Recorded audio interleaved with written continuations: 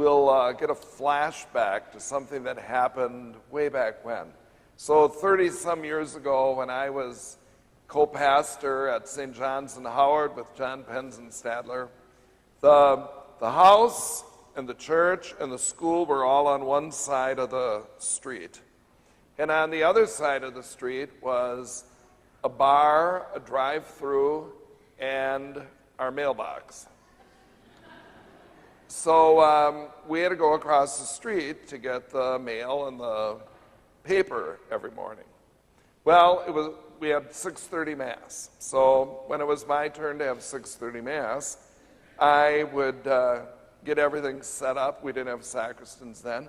I'd get everything set up at 6 o'clock, and I'd walk across the street, get the paper, come back, and read it in the sacristy or wherever, and just kind of, figure out who to pray for that day. Well, one day, it was winter, and in front of the church, there were 2 steps. And I come waltzing out of there to go across the street to get the paper, 5 to 6. I slip and fall, bang my head on one of the steps, knock myself out. Now, I don't know if I was out for 30 seconds or 3 minutes or 5 minutes, but when I opened my eyes, there were 3 ladies coming into church, and they opened the door, and I overheard one of them say, "What a shame, he was such a nice priest."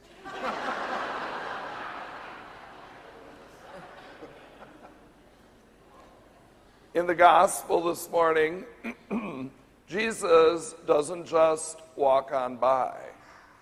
There's a man possessed by a demon in the synagogue, and he stops everything and says, "What's going on?"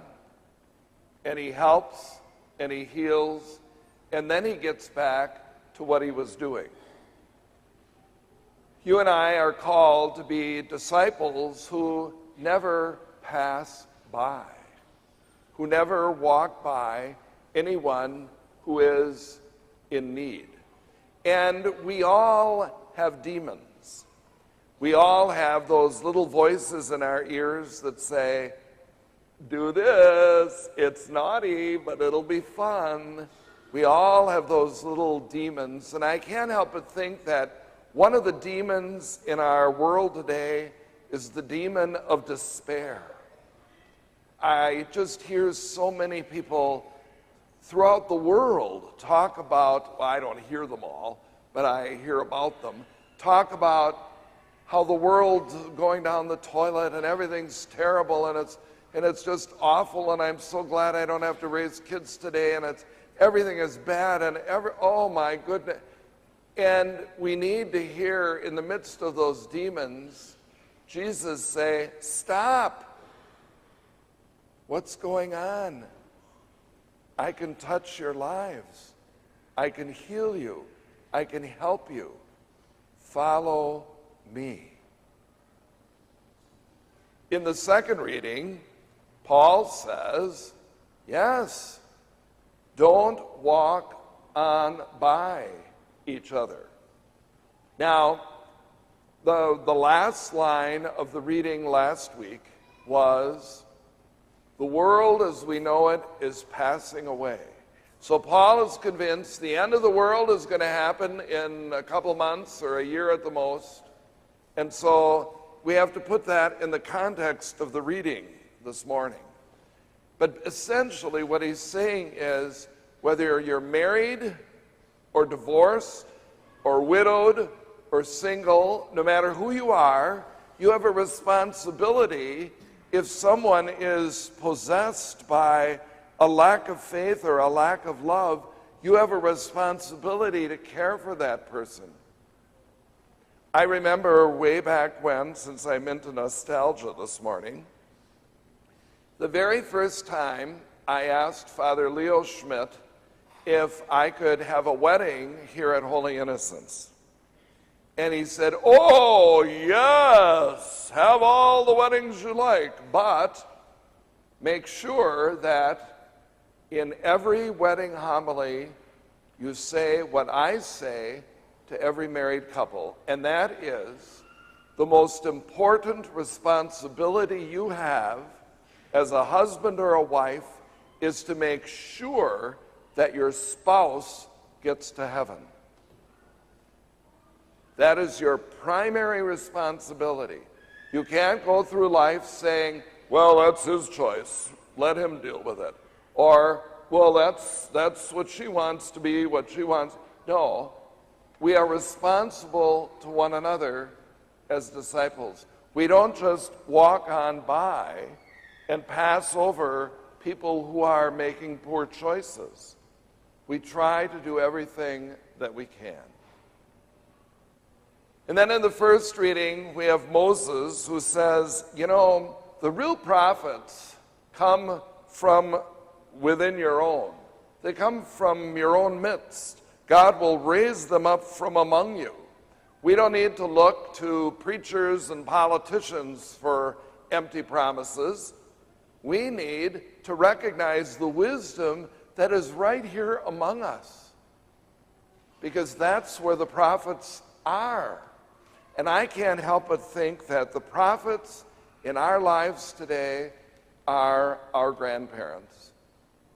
How many young people go to their grandparents for comfort, for consolation, for advice, for care, for example of what it means to live faith?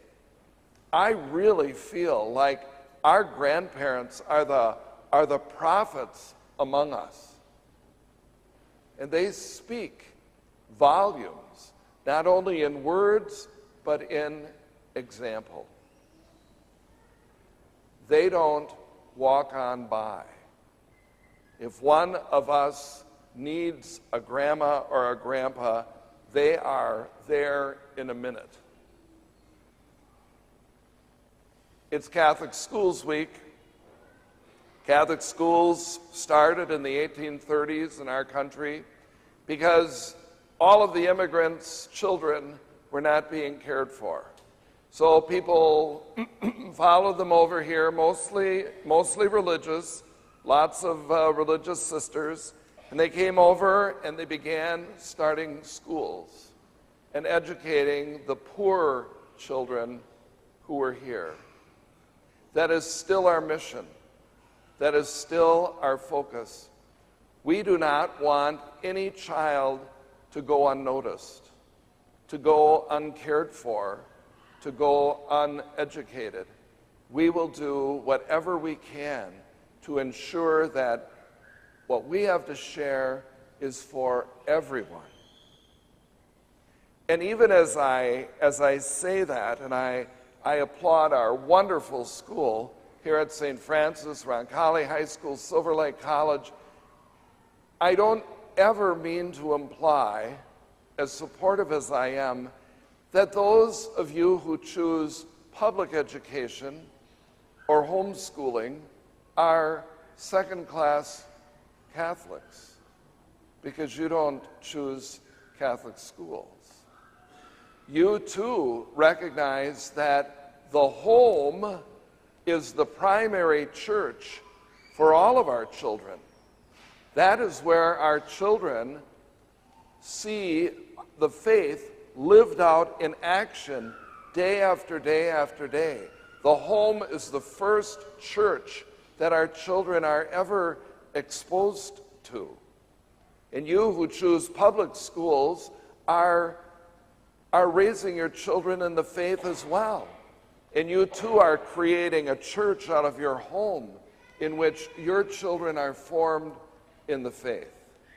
I can remember when the first year I was a priest, and it was before we had this great big thick book of blessings. So we just made up our own. And that was kind of fun, actually. But it was Mother's Day. And I wrote this flowery blessing, and I had all the mothers stand up on Mother's Day, and I gave this beautiful blessing. And on the way out of church, a woman came up to me and she said, "I'm unable to have children. How do you think that blessing makes me feel?" And I thought to myself, how can I be sensitive to her concerns, and yet not ignore all those who are mothers.